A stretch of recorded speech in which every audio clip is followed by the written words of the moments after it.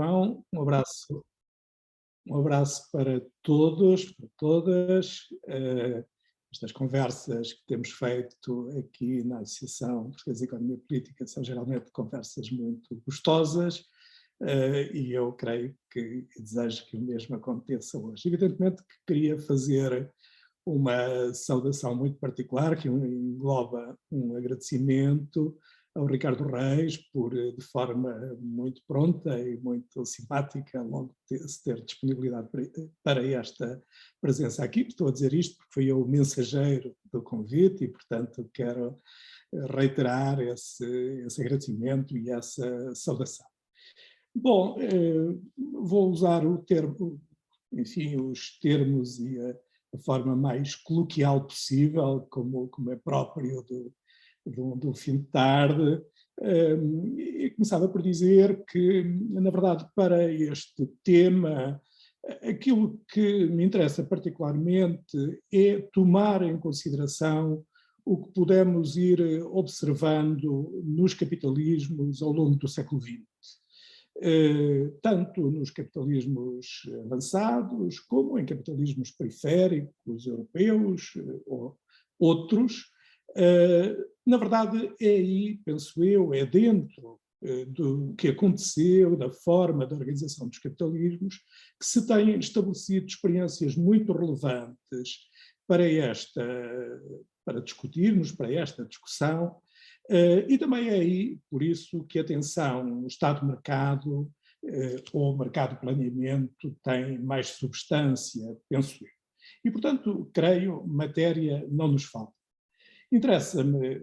isto, é que já vou chegar um bocadinho mais adiante, mas devo dizer que também me interessa, e começarei até por aqui, por aquilo que tem estado presente sempre, desde há muito tempo, em algum pensamento económico do último século e que hoje permanece na literatura económica contemporânea e, creio eu, é sempre motivo das melhores e mais vivas discussões. E quando falo no pensamento económico do último século, a este propósito, a propósito deste tema, a minha primeira referência, tendo sempre a encaminhar-me para aí, a minha primeira referência é Ronald Coase, Prémio Nobel da Economia em 1991, como todos sabemos, e tal como ele, eu vou preocupar-me com coisas tão óbvias que tal como o carteiro no conto O Homem Invisível, é ele que o diz, coisas tão óbvias que tendem a ser ignoradas. E tal como ele, Ronald Coase, também diz, também a mim me parece que na economia estas coisas óbvias que tendem a ser ignoradas, acontece devido à crescente abstração da análise, e uma dessas coisas óbvias é, evidentemente, tudo aquilo que rodeia as nossas vidas comuns, digamos assim, mas também a nossa vida coletiva, tudo o que o rodeia e que está para lá do mercado. Resta saber depois se é planeamento ou não, mas que está para lá do mercado, certamente está. Eu de Coase gosto especialmente do que ele disse acerca da empresa, quando a definiu, como sabem, como essa pequena sociedade planeada que opera nas nossas economias. Como também se sabe, creio que todos nós temos aqui alguma convivência com isto, Coase confessava a sua perplexidade, que era a perplexidade de a teoria económica nunca sequer ter reparado na empresa, que tratava como uma black box e não reparava exatamente porque a teoria económica estava tão fixada no mercado e no sistema de preços, e isso bastava-lhe, mesmo que tal significasse um dramático afastamento da realidade. Enfim, o seu artigo de 1937, como sabemos, foi fundamento substantivo do Nobel que recebeu umas décadas mais tarde, é uma peça muito importante, a meu ver, disso, nessa época, nos anos 30, Coase representou realmente essa coisa esquisita que era falar de planeamento na América daquela década, mesmo que esses fossem os tempos do New Deal, que na verdade não foi outra coisa senão um imenso exercício de planeamento numa economia desenvolvida, embora numa economia em crise. Claro que o Coase também podia ser invocado, pode ser, quando se fala de custos de transação positivos, porque ele, quando fez isso, como sabemos, pelo menos na minha leitura, creio que não estou sozinho, ele introduziu uma viragem radical na maneira como se encaram os mercados e as sociedades de mercado, porque mostrou ao que isso obriga em tais sociedades. Isso quer dizer o facto de haver custos de transação, eles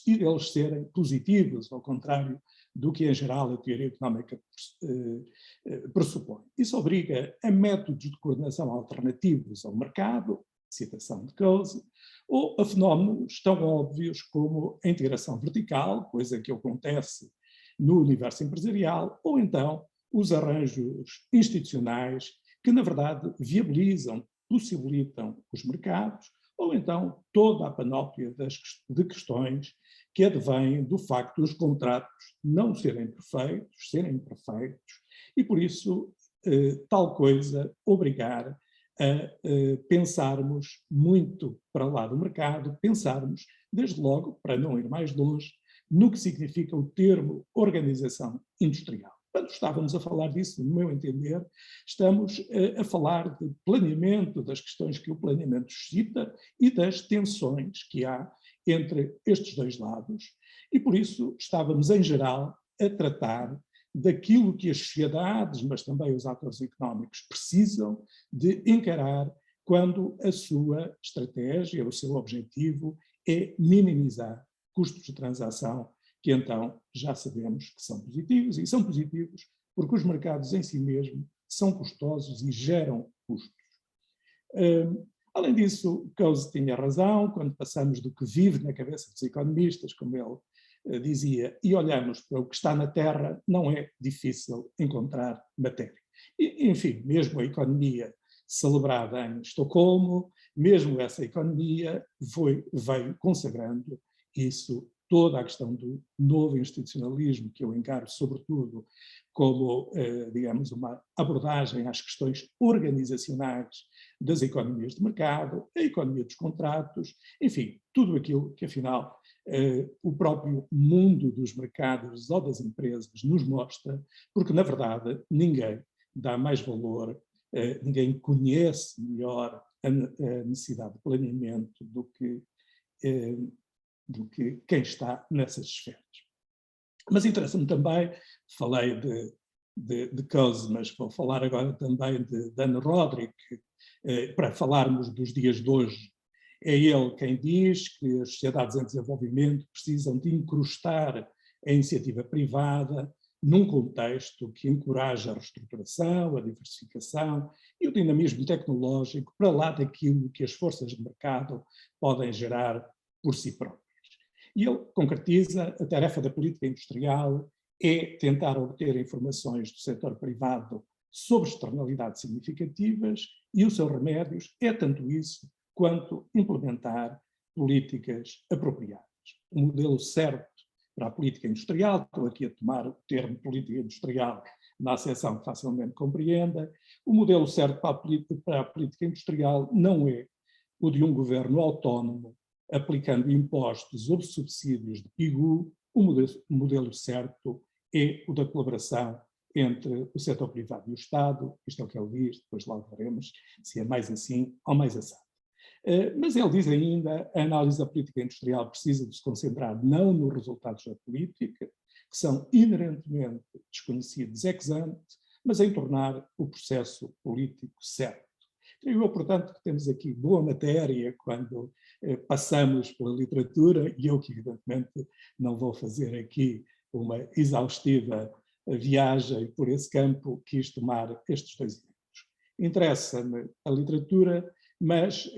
ao invocar estes dois casos, evidentemente que eu não quero reduzir o debate, nem subestimar a ideia de que aquilo que aqui estamos a discutir é evidentemente uma das controvérsias mais estabelecidas na economia. Claro que é uma controvérsia e permanece sempre como tal, e isso é bom.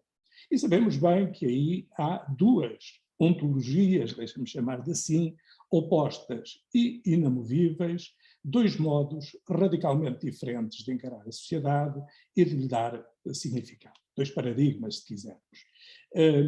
Num caso, temos a sociedade como soma de indivíduos, de interesses e de racionalidades individuais, ou seja, indivíduos com informação plena, ou pelo menos suficiente, e uma racionalidade instrumental que lhes permite desenvolver modos de ação instrumental.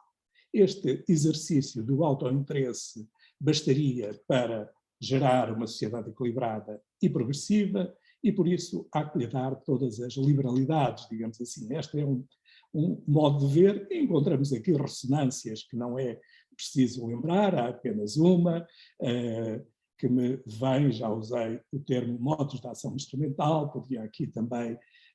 invocar a velha tese do comércio doce, e aqui lembro-me, evidentemente, de um dos textos de economia de que mais gosto, peço desculpa a quem já me ouviu várias vezes citar este texto, que é o texto do Albert Hirschman, que se chama Visões Rivais da Sociedade de Mercado. Esse é um paradigma, este que descrevi, e que o Hirschman tão bem apresenta, e também, evidentemente, apresenta o outro. E o outro é aquele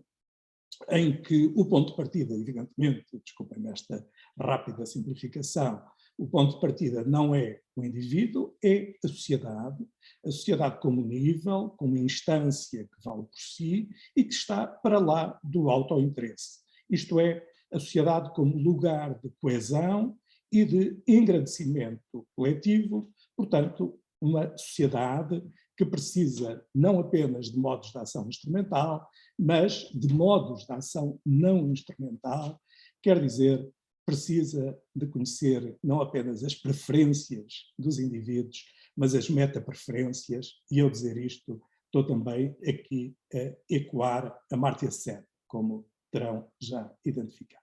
Mas, evidentemente, para além destes dois paradigmas que suscitam a controvérsia e a estabilizam, evidentemente que há outras percepções, há diferentes valorizações do tempo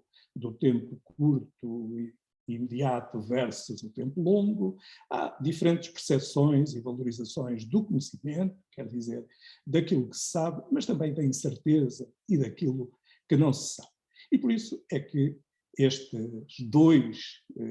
modos de ver são tão persistentes e os encontramos todos os dias, mesmo sem citarmos, sem serem citados autores eruditos, os encontramos no nosso debate. Mas a mim interessa-me também isto e interessa-me, como já disse, a própria história dos capitalismos. E, sobretudo, interessa-me olhar para o modo como nas sociedades mais desenvolvidas, justamente no pós-guerra, tenho que fazer essa invocação, que todos aqui compreenderão, se estabeleceram, para ir rápido ao assunto, se estabeleceram, se consolidaram, se formaram, eu quase diria se fabricaram as formas de economia mista que estiveram presentes nos capitalismos mais desenvolvidos. E aqui vem-me sempre à ideia a incrível história da reconstrução alemã, que obviamente quando a gente pega nela, eu falo disto porque há um livro também, se calhar também estão aqui pessoas que alguma vez me ouviram referir-me a ele, há um livro que muito me impressionou, que é o livro do Zibald, chamado História Natural da Destruição. Não é um livro de economia, mas é um livro que justamente nos mostra o modo, e nos mostra da forma mais crua que eu alguma vez li, nos mostra o modo como sociedades que hoje temos como desenvolvidas, como a sociedade alemã, tiveram de se reconstruir literalmente sobre as cinzas. E, evidentemente, o que encontramos aí são processos de reconstrução, de industrialização, de capital bancário e de capital industrial, a famosa presença do capital paciente que nas empresas alemãs em reconstrução era representado pelos próprios bancos, que eram acionistas e daí pacientes, e não simplesmente financiadores, mas toda a questão relacionada com a cogestão, que nos meus tempos de juventude, discussões tão inflamadas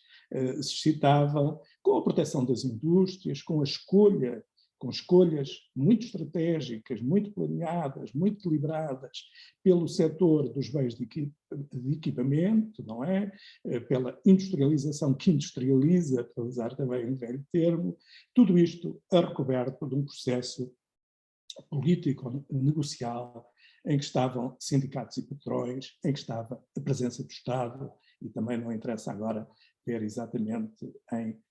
que termos, se era como árbitro ou se era como parceiro. Enfim, em geral, nos países desenvolvidos, este princípio elementar de conhecer as estruturas reais de cada economia, de agir sobre ela, de conhecer os ritmos de crescimento e as suas cumulatividades, de conhecer as relações entre procura, produtividade, distribuição de rendimento, consumo e investimento, tudo isto, evidentemente, são questões que são matéria do que falamos quando falamos de planeamento, como é desnecessário sublinhar. Mas o mesmo podemos encontrar noutros países, Portugal é também um bom exemplo para isso, assim como mesmo em países de outras periferias. O século XX foi muito rico desse ponto de vista, de outras periferias, portanto, que não as periferias europeias. Claro,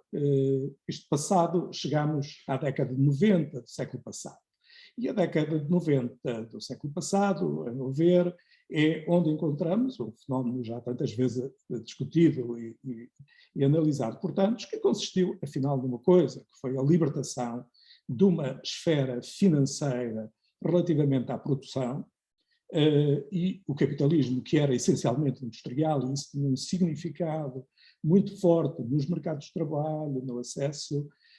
ao consumo de bens duradouros, na repartição do rendimento, mas também a libertação dessa esfera financeira relativamente ao Estado, e daí os processos de privatização e liberalização que imperaram, o que levaram a esse dado novo, que é o peso enorme, inaudito, dos ativos financeiros no PIB, e depois ainda uma libertação dessa esfera financeira relativamente ao locus da deliberação, da ação coletiva, quer dizer, à comunidade e aos territórios, e, muito em particular, evidentemente, aos Estados-nação, que são a referência fundamental para a organização da vida coletiva. E a financiarização significou estas duas coisas que, evidentemente, põem em crise qualquer processo de planeamento. Significou, em primeiro lugar, a construção de um poder enorme, não escrutinado, e, em segundo lugar, significou que ficavam em posição subalterna e dependente as estruturas reais da economia, fossem produção, fosse emprego. Bom, evidentemente que é aí que nós reparamos como se geram outros termos equívocos, não há termo mais equívoco que o termo governação económica, quando ele surge no quadro europeu e no quadro da União Económica e Monetária. Porque o que sabemos, naturalmente, é que esse termo é, sobretudo, quer sobretudo referir-se ao estabelecimento de um conjunto de restrições, de condicionalidades, que vão dirigir-se a múltiplos atores na vida económica, social e política, o primeiro deles, o Estado. João, eu sei que me faltam 2 minutos, já, e por isso encaminho-me disciplinadamente para o fim. Mais 2 minutos, professor. Mais 2? Ótimo. O moderador é generoso, mais do que eu. Então eu vou usá-los disciplinadamente, acho eu, porque a minha última nota, evidentemente, era para falar dos dias de hoje, daquilo que está aí, daquilo que nós, todos os que aqui estamos, mesmo que haja alguém mais novinho, já presenciamos, aquilo de que somos testemunha. E nós somos testemunha, desde logo, na minha leitura, de 3 grandes coisas. As políticas de austeridade, com os efeitos desestruturadores das capacidades produtivas, dos sistemas de emprego, das formas de repartição do rendimento, das lógicas de organização do investimento e do consumo. Somos testemunhas de uma pandemia em que se tornou evidente a prioridade do bem comum, do cuidado, da resposta à emergência, da impossibilidade ou do que havia de insustentável na privatização do conhecimento e em que se salienta um ator político, social e económico que é, neste contexto, claramente o mais capaz, o Estado, e, evidentemente, com o óbvio significado da ação coletiva. Enfim, toda a célebre questão de quem nos salvou. Mas temos também uma guerra, a escassez, os problemas de subsistência, e temos a mais crua das questões, que é, a meu ver, a emergência ambiental. Bom, é neste contexto, evidentemente, eu não tenho a ilusão de que a realidade, por mais forte que seja, cria consensos, que ela seja plenamente transparente, não senhor, cada um gere as suas visões destas coisas de acordo com as suas convicções, de acordo com as suas convenções também. Não é isto, não é o peso da realidade que elimina as controvérsias, mas evidentemente que nos situa, isso acho que não deve ser recusado, num patamar em que todas estas questões ganham um novo significado e uma nova luz. Não falei de Portugal, deixo isso talvez para a discussão se vier ao caso. O que sei é que, evidentemente, nós vamos ter sempre em cima da mesa coisas que permanecerão no debate. A questão mais de fundo, porventura, é como é que se evita que um dos lados deste debate, ou deste binómio, mercado, planeamento, como é que se evita que um destes lados não se torne opressivo? O que é necessário realmente para que falemos de uma relação e para que identifiquemos as tensões criativas, não as destrutivas? Estará também sempre em cima da mesa a questão mais útil de todas: como é que a sociedade se torna melhor? Como é que ela é mais produtora de felicidade? Não estou a dizer isto por estar aqui o Gabriel, estou aqui a dizer isto porque já o tinha nas minhas notas. Enfim, são questões que evidentemente nos obrigam, e termino mesmo, me obrigam a fazer aquilo que qualquer um de nós sabe que tem que fazer, que é olhar para a sociedade, para as economias, saber que elas são irredutivelmente complexas e, portanto, há arquiteturas institucionais que são igualmente complexas que nós temos que encontrar. Eu creio que é nesse contexto que o debate surge e que este debate é bom e assim termina. Obrigado. Muito obrigado, professor José Reis, pela sua exposição. Passamos agora pela ordem definida à exposição do professor Ricardo Reis. Também 20 minutos. Portanto, professor, faça favor. Com certeza. Muito obrigado. Antes de mais, obrigado pelo convite e pela hospitalidade para estar aqui convosco a discutir este tema. Tenho de começar imediatamente com uma, se quiserem, desculpa, no sentido em que este não é o meu tema de especialidade. Eu sou economista e um professor, investigador de economia, mas não sou um investigador em economia política, em história de pensamento económico, ou mesmo nestas questões,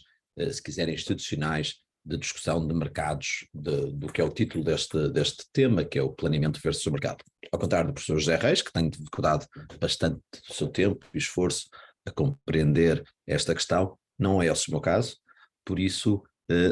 desculpem se a minha apresentação dos próximos 19 minutos vai ter bastante menos erudição do que a dele teve. Vou, em vez de tentar resumir o que é, de facto, um debate enorme na economia moderna, e ao qual eu sou novamente um outsider, um externo, nunca participei nesse debate, vou tentar transmitir apenas a minha perspectiva sobre esta questão, que espero seja útil para alguns e que reflete com certeza as influências que eu tenho tido em termos do que leio e das aplicações que faço na minha investigação aplicada, investigação essa que centrou-se inicialmente nos temas da desatenção racional e do uso de informação pelos agentes económicos, e tem, entretanto, evoluído para o desenho de estabilizadores automáticos, o estudo do balanço dos bancos centrais, o controle da inflação, a crise na zona euro e uma série de outros tópicos onde eu, de facto, tenho prestado alguma atenção. Com esta introdução, algo cobarde, se quiserem, mas já desculpar-me pela minha falta de erudição, como dizia, quero fazer 3 pontos, ou pelo menos ter 3 partes nesta intervenção, antes de começarmos o debate. Primeiro, que esta questão de planeamento do mercado é uma em relação à qual há várias perspectivas. Uma que eu acho bastante útil, influente, que eu uso para ensinar aos meus alunos de introdução à economia do primeiro ano, é pensar no problema como sendo um problema, sobretudo, de informação e conhecimento, muito no legado da análise de Friedrich Hayek, aqui há várias décadas, aqui na minha faculdade, na LSE, e nos seus debates com Ronald Coase, que o professor José Reis já mencionou. O modelo de equilíbrio geral de Arrow e de Brough é um modelo que mostra como, se cada pessoa agir de acordo com o seu interesse, sabendo apenas aquilo de que gosta ou não gosta e observando apenas os preços a que estão em oferta, a economia vai alcançar um ótimo de Pareto e, acima de tudo, mas para além disso, de uma forma mais geral, vai conduzir a um desempenho, se não ideal, pelo menos satisfatório do que é uma economia. E esse resultado de Arrow e de Brough, numa formalização do que era, de uma certa forma, algumas das intuição de Adam Smith, é de uma importância preponderante na economia moderna, em parte porque, como dizia o professor José Reis, quando se tenta observar qualquer economia, mesmo pequena, mesmo ao nível do município, não falando sequer de uma nação, o que impressiona é a enorme complexidade de fatores, de desejos dos consumidores, de capacidades dos produtores e de canais de distribuição e de transação entre uns e outros. O que o teorema de Arrow, de Brough, as análises novamente, de Adam Smith e a interpretação delas de Hayek dizem é que podemos resolver o problema de informação, da dispersão de informação, através simplesmente dos mercados. E é essa a grande força, se quiserem, que vem do mercado. É um mecanismo de agregação de informação, através do sistema de preços e da concorrência entre os diferentes agentes, que permite resolver este enorme problema de coordenação. Ora, ao mesmo tempo que assim é, e porque o teorema de Arrow e de Brough é sem dúvida um teorema artificial, no sentido em que não tem aplicação real, surge-nos como um importantíssimo alicerce para termos estas discussões. Vamos então para o famoso teorema de Coase, a que já se referiu o professor José Reis, e que, da minha perspectiva, que é uma perspectiva que estou a tentar orientar nesta intervenção, é sobretudo a qualificação importante a Arrow e de Brough ao mostrar que os tais mercados, em geral, não vão existir. O teorema de Coase é, acima de tudo, um teorema de impossibilidade. A partir do momento em que, se Arrow e de Brough diziam que a partir do momento em que haja um mercado em que nós podemos relacionar, a verdade é que, como Coase aponta, a existência desses mercados, em parte, muitos deles, pelo menos, não existem. E essa, para mim, o grande insight, não sei como é que se diz em português, o grande brilhantismo de Ronald Coase foi mostrar que o conceito de externalidade, um conceito muito antigo, a economia que vem de Piaget, é de uma certa forma, deixa-me ser só ligeiramente provocador, um conceito um pouco inútil e que deve ser substituído. O conceito de externalidade, ou seja, o conceito de que as minhas ações, quer no consumo, quer na produção, têm um efeito direto na tua utilidade ou na tua função de produção, é um conceito vácuo, porque praticamente todas as ações têm algum efeito externo. O facto de eu estar a usar estes óculos ou ter uma luz a iluminar-me pode estar a agradar alguns de vocês ou pode estar a desagradar outros. Eu estou a ter um efeito externo sobre vocês. Tudo o que tu fazes, a forma como andas, como falas, a forma como às vezes até o hálito da tua boca, se quiserem, tem um efeito externo sobre alguém. Portanto, quando começamos a falar do efeito de externalidade, tudo é uma externalidade. E torna-se por isso um conceito muito pouco útil. Só que, conceito muito mais útil no segmento de Coase é onde é que há mercados e onde é que não há mercados. O efeito que eu tenho sobre ti em dar-te um produto e permitir que tu o consumas é um efeito para o qual há um mercado, eu posso cobrar um preço sobre ele. O efeito que eu tenho sobre, infelizmente, a minha falta de beleza física, estar-vos neste momento a desagradar, que têm de olhar para mim durante 15 minutos para ouvir o que eu tenho a dizer, é um para o qual vocês não há forma nenhuma de vos recompensar por esse sacrifício. E, para além disso, é um que, tendo em conta a inerência do que é a avaliação da minha beleza, traz com ela um conjunto de custos de transação que tornam praticamente impossível criar esse mercado. Portanto, a verdadeira separação não é sobre se há um efeito externo ou não, mas antes sobre se podemos criar mercados sobre algumas coisas ou outras. Ora, a partir do momento em que admitimos que sobre várias transações não é a palavra certa, interações entre agentes, não vamos poder criar um mercado e, portanto, elas não vão ser remuneradas e, como tal, os argumentos de Arrow, de Brough e Smith não vão poder existir, podemos aqui abordar a questão de duas formas diferentes. Uma é, na senda de Pigou, dizer que vamos tentar achar outras ações complementares a essas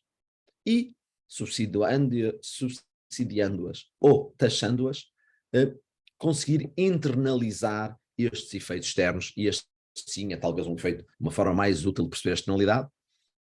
que é até que ponto é que achamos uma ação, vocês estarem a olhar para mim e estarem a ser prejudicados pela minha falta de beleza, é algo que, no entanto, está associado a também estarem aqui a ver durante 20 minutos, ou ouvir-me e a estarmos nesta transação, ou nesta, se quiserem, neste intercâmbio, e podíamos a isso, por isso, simplesmente ter-me cobrado, o professor José Reis, na sua simpatia, podia ter dito, olha, para falar, tenho, no entanto, de me pagar 200 euros para eu distribuir 2 para cada um, porque, embora gostamos de ouvir o que tem a dizer, temos de ver a sua cara e é algo que nos desagrada a todos, e, portanto, vamos assim aliar o ouvir a sua cara, a ouvir o que tem a dizer, e como tal, assim, o conceito de subsídio ou da taxação. Ora, o problema, ou se quiserem, a barreira das soluções pegovianas é sempre que quantificar se são 5 euros ou se são 10 euros que eu vos devo, terem de olhar para mim, é algo extremamente difícil. Portanto, o problema de informação mantém-se em parte. Por isso, embora esta seja uma abordagem para tentar, de uma certa forma, usar o poder do mercado em atividades complementares, é uma que tem sempre alguns limites, mas que pode existir. No outro extremo, ou não no outro extremo, mas uma outra solução, é a solução antes de tentar internalizar a externalidade como, e aqui, como referia muito bem o professor José Reis, criando, de uma certa forma, uma empresa. Como é que eu internalizo o efeito da minha beleza sobre uma pessoa que me vê todos os dias, uma pessoa que eu gosto de ver, a minha mulher, casamos e, sendo assim, internalizamos essa interação e conseguimos que o efeito da minha fialdade ou beleza sobre ela e vice-versa seja compensado com uma série de outras transações que temos e que sejam compensadas dessa forma. Criando uma unidade na qual há vários meios de troca que evitam os custos de transação de COSO, podemos talvez fazer. E aqui vem, precisamente, no seguimento de COSO, a razão pela qual temos em parte as firmas. E aqui, como estávamos, isto é uma tradição muito LSI, perdão, é muito Hayek, muito COSO, o problema fundamental é que na criação da empresa o que estamos é a internalizar alguns dos problemas que se exigem por causa da falta de informação. Uma firma, acima de tudo, uma empresa, é uma forma de produzir informação.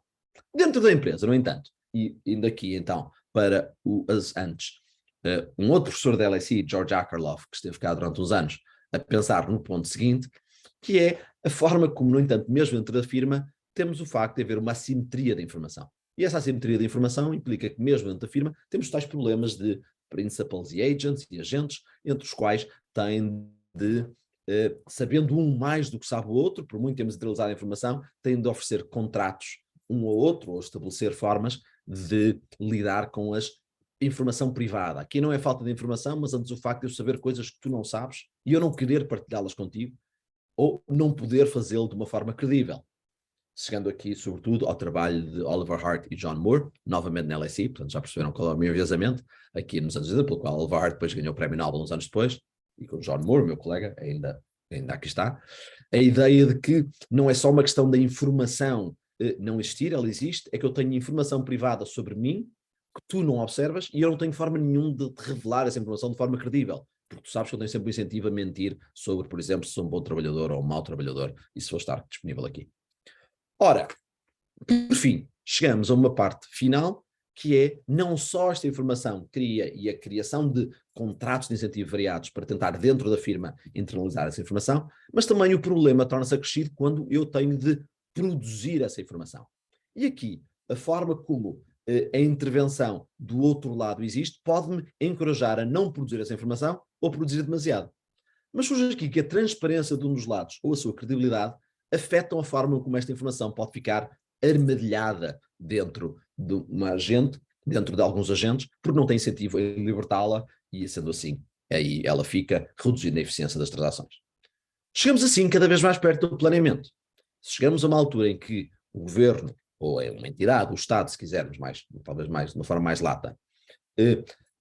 está, por um lado, a internalizar algumas ações, por outro lado, a tentar resolver ele próprio estes problemas de assimetria de informação. E, por sua vez, percebe que da forma como interage na economia, com regulação, com intervenções pegovianas ou outras, está a afetar não só a produção de conhecimento, mas sobretudo a revelação de conhecimento e a aquisição de conhecimento por parte de outros agentes. E chegamos assim, se quisermos, a um meio termo que talvez caracterize as nossas sociedades nos últimos 30 anos, mas com imenso espaço para tentar perceber qual é a melhor forma de organizar uma sociedade. Com certeza nunca no extremo de mercados livres, selvagens, se quiserem, como talvez tivemos durante os primeiros anos da Revolução Industrial em Inglaterra, e estão bem retratados por autores à altura, da literatura da altura, mas que continua a ser copiado, ou que surge por vezes em algumas zonas do mundo, e onde se mostram claramente os problemas de que falava Coase, de que falava, enfim, dos problemas de aquisição de informação, os problemas da agência de que eu falava, mas por um lado também não no outro extremo, se quiserem, o extremo planeamento central, por exemplo, do primeiro plano da economia soviética, que dos anos de final dos anos, que é um verdadeiro desastre, e levando ao Holodomor, uma das maiores catástrofes humanitárias sempre, mas que novamente continua a ser, lá há 10 anos alguém tenta novamente ressuscitar um planeamento central muito acerrido, falhando neste termo. Antes,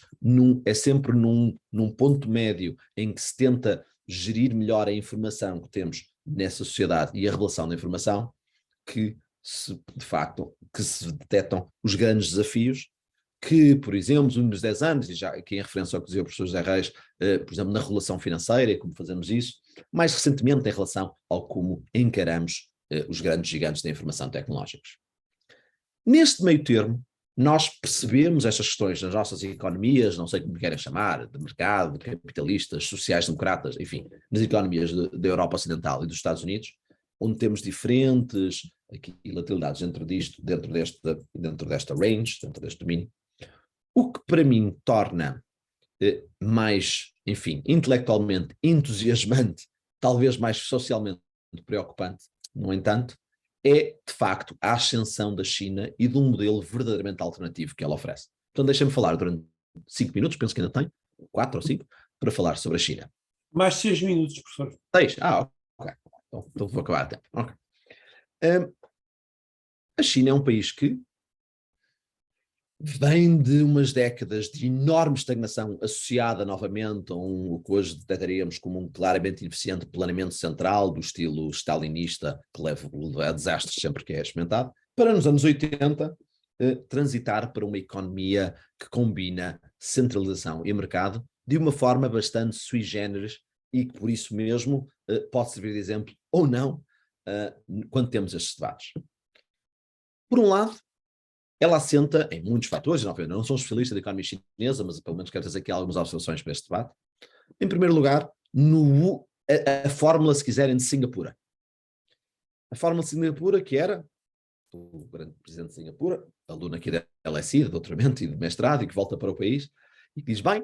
eu não quero abrir uma competição interna, um mercado livre dentro do país, mas vou usar o mercado externo para me revelar a informação sobre quais são os setores mais promissores ou não, e para trazer a disciplina de mercado de concorrência que me permite limitar as assimetrias de informação, ao mesmo tempo que encoraja as minhas empresas a buscarem a informação e produzirem o conhecimento que era preciso. Singapura é um grande sucesso nesse sentido. Porquê? Porque, por um lado, protege muito a economia interna e, ao mesmo tempo, usa a economia externa para produzir informação. Ao contrário de experiências falhadas, na sua maioria, na América Latina, de proteção da indústria interna, que era depois ajudada na competição internacional e que fracassava novamente porque removia muita informação sobre a escassez dos recursos, assim como a alocação ótima, Singapura consegue, de facto, e enfim, de muitas formas, um enorme sucesso, e copiado noutras alturas do Sudeste Asiático, incluindo, aí está, depois pela China, tentar usar, se quiserem, os insights de Arro, de Breu e Coase, no que diz respeito à economia externa, ao mesmo tempo que internaliza, planeia se quiserem, mas eu prefiro novamente o termo internaliza, dentro da economia interna, uma série de outros setores. A China faz isto, criando regiões especiais, criando com um enorme controlo repressivo, em termos democráticos, do que são as relações internas, para depois dar imensa liberdade ao que são as relações externas. Primeiro ponto. Segundo ponto, a economia chinesa fala também, criando dentro das diferentes províncias e regiões chinesas, que controlam 70% dos gastos públicos, já agora, Pequim controla cerca de 20%, 10% dos governos locais e dos governos regionais, quase 70% são os gastos públicos, um sistema de concorrência entre regiões. Os burocratas de cada região estão envolvidos num torneio em que tentam cada um superar o outro em termos do que são objetivos fixados por Pequim e uma monitorização de Pequim desse alcance. Ou seja, Pequim tenta criar um mercado entre regiões, de forma a encorajar a concorrência entre regiões, com incentivos muito fortes aos burocratas, aos líderes locais, ao mesmo tempo que dentro de cada região deixar cada uma a descrição de usarem mais mercado, mais planeamento, mais internalização, mais preços. E vê-se aqui diferentes escolhas em diferentes províncias, mas com um enorme efeito disciplinador, de revelador da informação, se quiserem, dos mercados, falhando e conseguindo assim colmatar o que tinham sido os falhanços de outros regimes.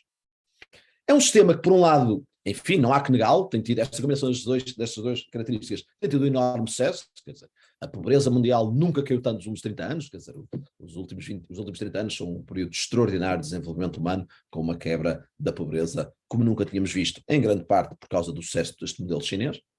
Por outro lado, é também um modelo que chegamos agora a 2022 e está a começar a alcançar verdadeiramente os seus limites, no sentido em que o crescimento está a crescer, a questão da acumulação de capital inicial já começa a alcançar os seus limites, e como é que se diz em português, short-termism, este sistema de concorrência entre regiões leva a um short-termism muito grande, a vistas curtas, horizontes curtos, no que diz respeito à operação destes diferentes atores regionais, dos quais há muitos em concorrência, e que se refletem em várias questões na China, que levam depois ao Governo Central a ter de trazer uma perspectiva de longo prazo no que diz respeito à questão das infraestruturas, num equilíbrio bastante delicado. Para além disso,